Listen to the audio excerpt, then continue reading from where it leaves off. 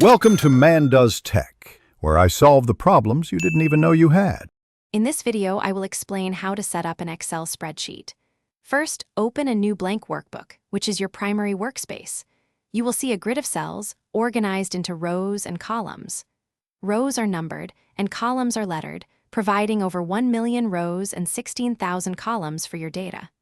The ribbon at the top contains all the tools you need, grouped into tabs like Home, Insert, and Data. This layout helps you quickly find functions for your tasks. Once your workbook is open, you can start entering data directly into cells. Simply click a cell and type your information, whether it is text, numbers, or dates. To enhance readability, use the Home tab to apply formatting such as bolding, italics, or changing font sizes.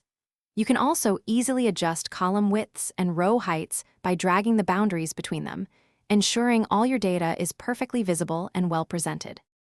Excel's power truly shines with formulas and functions. Start by typing an equals sign in a cell, then enter a function like sum to add a range of numbers, or average to calculate their mean. For example, equals sum parenthesis a 1 colon a 10 parenthesis will add values from cell a 1 to a 10.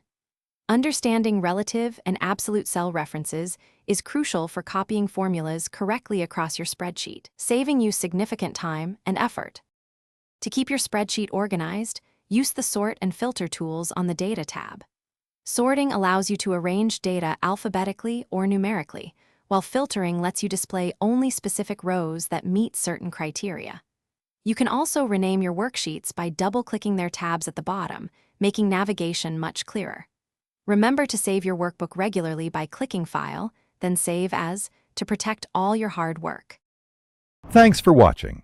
If you found this helpful, don't forget to like and subscribe.